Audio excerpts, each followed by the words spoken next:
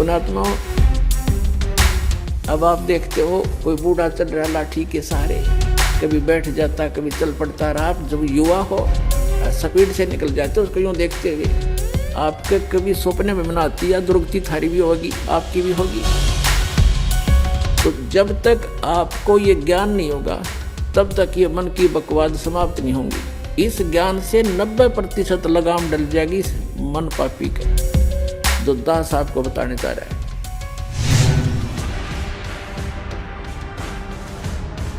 पुणात्मा,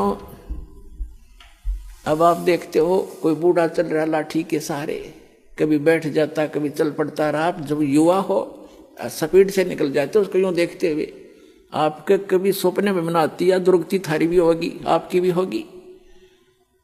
तो जब तक आपको ये ज्ञान नहीं होगा तब तक ये मन की बकवाद समाप्त नहीं होंगी। इस ज्ञान से 90% लगाम डल जाएगी इस मन पापी के, जो दास आपको बताने चाह रहा है। जो बेमतलब की रिश्वतखोरी, चोरी, हेरा फेरी ये करते फिरते सारा दिन झूठ बोलते एक पेट के लिए, और एक सेकंड का भरोसा नहीं कहाँ बिजली गिर जाए। और जब हम इस परम पिता की शरण में आ जाएंगे, आपको चार्जर मिल जाएगा, हैंडपंप मिल जाएगा, कितना जल भर लो, दूसरे का क्यों चराओ, तो अपना भरो ठाठ के, कितना ठोक लियो, मटके भर के धर लियो सपेर। तो हम अविधिवत चलने से चोर उचक्के बन गए, और शास्त्र अनुकूल साधना करने से आपको यहाँ भी सुख देगा और वहां पहुंचावेगा आपको, जो गीता ज्ञान दाता बता रहा है। अब बताएंगे आगे। अब गीता ज्ञान दाता बता रहा है कि जो मेरा इस ज्ञान को आश्रय कर लेते हैं, तत्वदर्शी संत की खोज कर लेते हैं, उससे फिर उस तत्ब्रह्म की जानकारी हो जाती है। तत्ब्रह्म, उस परम अक्षर ब्रह्म की, उस परमात्मा की, जिसमें 18वें अध्याय के 62वें श्लोक में जिसकी शरण में जाने के लिए गीता ज्ञानदाता कह रहा है,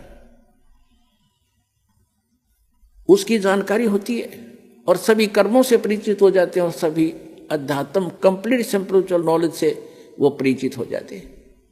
तो केवल वो जरा और मरण से छूटने का प्रयत्न करते हैं। जैसे दास ने उदाहरण दिया कि एक बुढ़िया 80 साल की, 75-80 वर्ष की, और मुंह में दांत नहीं, और उसको मैंने कह दिया बुढ़िया पीछे हो, दूसरी को आने दे, बहनों को।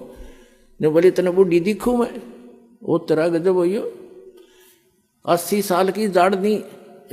ये बिल्कुल सही है, क्योंकि हम वृद्ध होना कति लायक नहीं करते और न ही हम मृत्यु पसंद करते। और ये दोनों डेफिनेटली होंगे, मृत्यु भी होगी और वृद्ध भी होंगे। तो पुण्यात्मा, 8वें अध्याय के प्रथम मंत्र में अर्जुन ने पूछा कि हे गीता ज्ञान दाता से कि हे पुरुषोत्तम, क्योंकि उसको पुरुषोत्तम मान रहा था, वो श्री कृष्ण मान रहा था कि श्री कृष्ण ये ज्ञान दे रहा, लेकिन श्री कृष्ण के अंदर यूं काल बोल रहा था गीता ज्ञान दाता।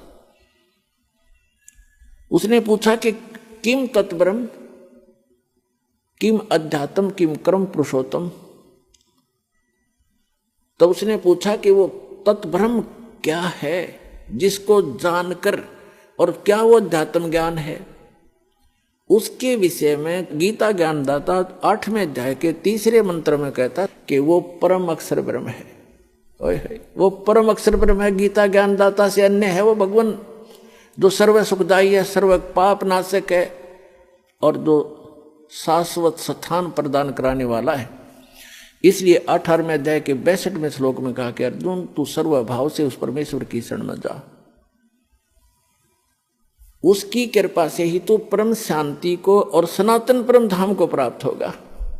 अब गीता ज्ञानदाता ने तो 8वें अध्याय के 13वें श्लोक में अपनी साधना बता दी कि मुझ ब्रह्म का केवल एक ओम अक्षर है। ओम इति एकाक्षरम ब्रह्म व्यवहारण माम अनुसमरण ये प्रियाति तजन देहम स याति परमाम गतिम।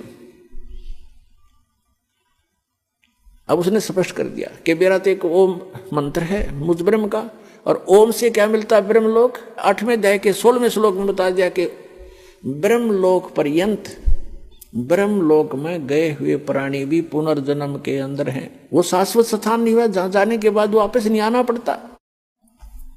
15वें अध्याय के 1 से लेकर 4 श्लोक में श्रीमद् भगवत गीता में कहा है कि अर्जुन ये उल्टा लटका हुआ संसार रूपी वृक्ष है, जिसकी ऊपर को जड़ जो मूल है वो तो परम अक्षर ब्रह्म समझो, वो तो पूर्ण परमात्मा है। और नीचे को तीनों गुण रूपी शाखा है, रजगुण ब्रह्मा, सदगुण विष्णु, तमगुण शिव जी। और जो संत इस उल्टे लटके हुए संसार रूपी वृक्ष के सर्व भाग बता देगा, सब विभाग बता देगा, पार्ट्स ऑफ द ट्री, स वेदवित, वो वेद के तात्पर्य को जानने वाला है, अर्थात वो तत्वदर्शी संत है। चौथे अध्याय के 34वें श्लोक में कहा है कि उस तत्वदर्शी संत की शरण में जा, उनको दंडोत प्रणाम करने से, कपट छोड़कर प्रश्न करने से वो तत्वदर्शी संत तुझे उस तत्व ज्ञान का उपदेश करेंगे। उसकी पहचान बताइए 15वें अध्याय के प्रथम मंत्र में, जो उल्टे लटके हुए संसार रूपी वृक्ष के सभी छंद बता देगा, सब विभाग बता देगा, स वेदवित, वो तत्वदर्शी संत है। जब परम पूज्य कबीर परमेश्वर जी आदरणीय स्वामी रामानंद जी को सचखंड लेकर गए थे, फिर उनको वापस छोड़ा था, तब कहा था दोहू ठौर है, एक तू भया एक से दो, और रामानंद कह हम कारणे तुम आए हो मगजो, तुम साहेब तुम संत हो, तुम सतगुरु तुम हंस, और गरीबदास तेरे रूप बिना और न दूजा अंश। तुम ही साहेब हो, परमात्मा हो, तुम ही सतगुरु हो, सच्चा ज्ञान मालिक आपके पास ही है, इस विश्व में किसी के पास सच्चा ज्ञान नहीं है, आप सतगुरु हो। तुम साहेब तुम संत हो, एक संत, संत माने सीधा, संत सोए दो सीधा चले, सब बकवादें छोड़ दे, यहाँ की सब बुराइयों से हट करके अपना जैसे मालिक दे उसी में गुजारा करे, संत सोए दो सीधा चले। तुम साहेब तुम संत हो, तुम सतगुरु तुम हंस, यानी सब बुराइयों से बचे हुए एक सच्चे हंस, सच्चे भक्त भी आप ही ने भूमिका की है। तुम साहेब तुम संत हो, तुम सतगुरु तुम हंस, और गरीबदास तेरे रूप बिना और न दूजा।